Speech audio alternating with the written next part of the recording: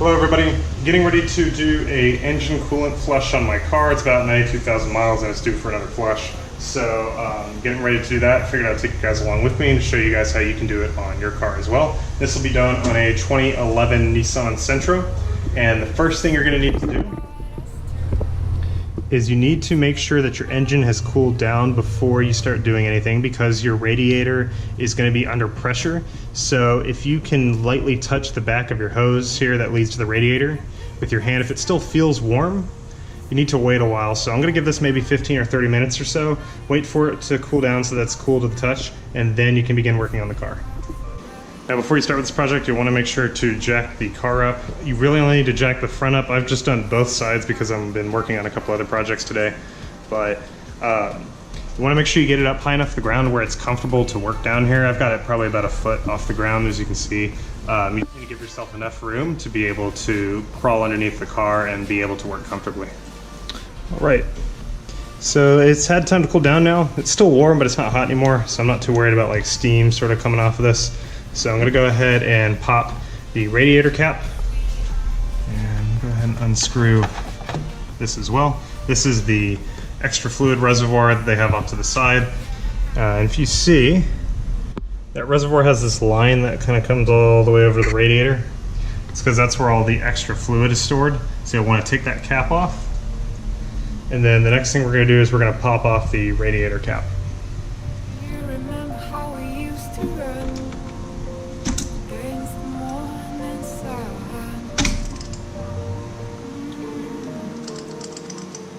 So if you twist this counterclockwise, it should be able to just pull up. And now with that radiator cap removed, as well as the cap that sits on top of the reservoir, we're going to go underneath the car and we're going to start to drain the fluid. Now I've already taken this undershroud off from the bottom of the car. You guys can see here, I've gone ahead and removed that, so that way we can gain access to the drain for the radiator. I'm going to go ahead and roll a video for you guys on taking that off. In order to remove it, we're going to need to take off a bunch of these 10mm bolts that are holding it on. It's also held on by a bunch of these plastic clips. You should be able to get these off with a flathead, and you should be able to remove these bolts towards the front using a 10mm socket. I don't know how many of them there are, and I'm actually missing a few because my splash guard is all torn up from being lowered, so it's taken a few hits over the years.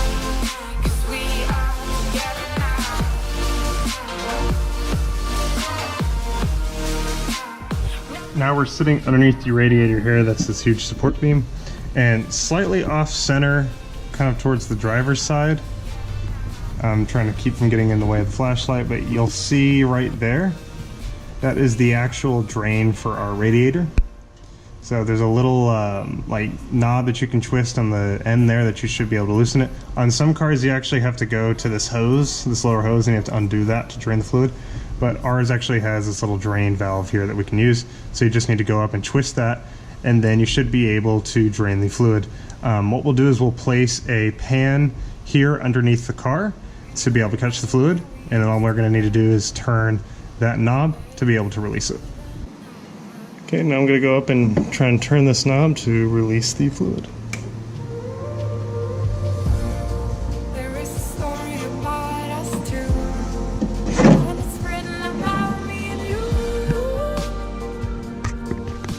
So if y'all can see there, it started to drain, and what's great about this thing is you can actually control the rate of flow. I'm using this drip pan down here, which sometimes doesn't drain very fast, so it'll tend to overflow. But you can actually control the speed this thing drains. So if I turn this a little more, it should drain a little faster. There it goes. But that's kind of, so we'll go ahead and let that run for a while. And I'm actually gonna put some towels around it because it's sort of splashing all over the place. And we'll let that drain, and then we'll come back afterwards. While that's draining down there, you might want to go ahead and get the reservoir loose so that way you can kind of help pour some of the fluid that's in here out. This bracket sits on top here. We'll take a 1/2 inch drive, it looks like. I'm just going to take this bracket off. Also want to go ahead and take that nut off, which I'm guessing is 10mm. It is. Should be in there fairly loose.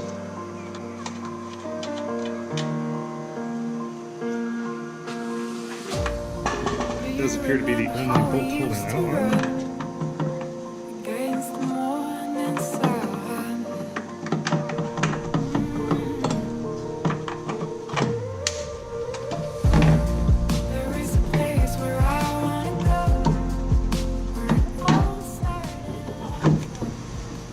So I didn't take this out completely because it is still attached down there with the hose, but I've just tilted it up enough so that way I can get the rest of the fluid inside this reservoir out.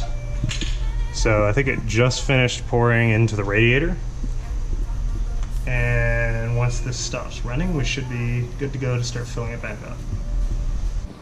Okay, so we're pretty much done draining here. I've only got like a couple drops still coming out, so we'll go ahead and retighten the valve up here. That way we can start filling it back up. So what I'm going to do now is put the cap for the radiator back on. It's on backwards. Valve up.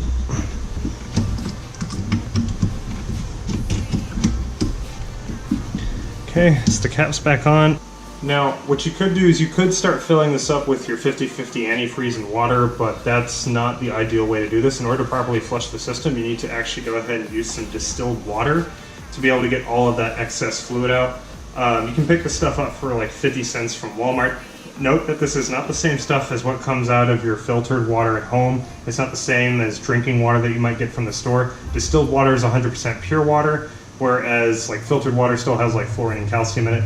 But I've got like 6 gallons of this stuff, and I'm just going to start pouring it in. This will also give you an idea of how much 50/50 antifreeze you're going to need to be able to fill the car up. So I'm just going to start filling it up until it starts reaching the maximum line over here, and then we will be good to continue.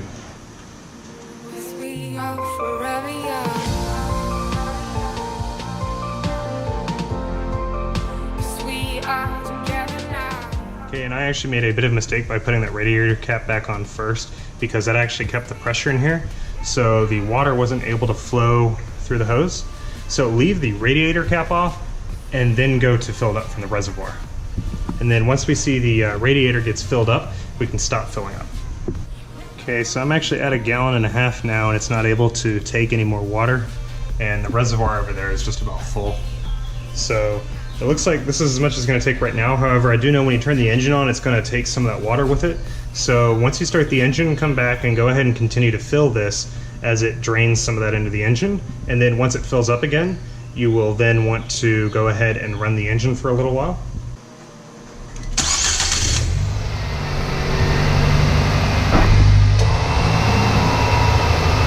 And you'll see how some of that water has gone down now, so I'm going to go ahead and fill it up a little more.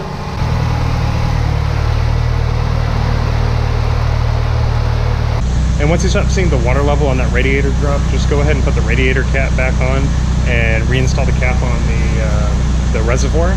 And then you just need to let it run on idle for about 15 minutes. And what you can actually do is you can turn the heat all the way up to high, because what you want is you want the radiator fans to turn on. That way you know that you're circulating some of that coolant throughout the engine. So that way you're getting a good flush throughout the entire cooling system. And let this run for maybe 10 to 15 minutes on idle.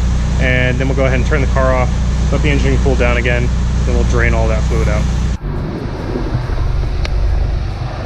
Here you can see I have my temperature turned all the way up to hot and on full, so it's blasting really hot air right now.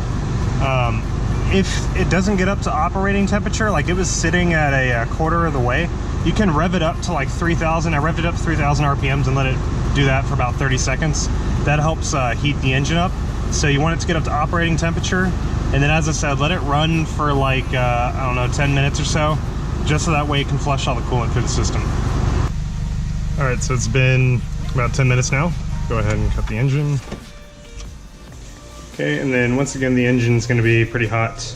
So we will go ahead and let this cool down for another 15 to 30 minutes, and then we'll go ahead and drain all the fluid.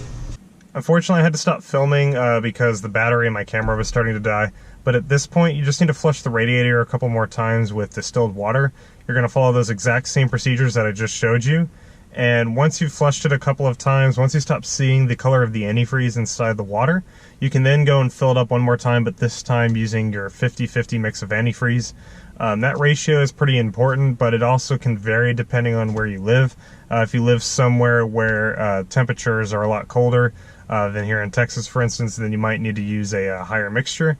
But just go ahead and fill up your radiator using your antifreeze, and then that pretty much will finish the procedure. Make sure, of course, that you tighten the bottom of that radiator really good, and make sure that you filled up your reservoir between the minimum and maximum lines. That way you have some extra radiator fluid.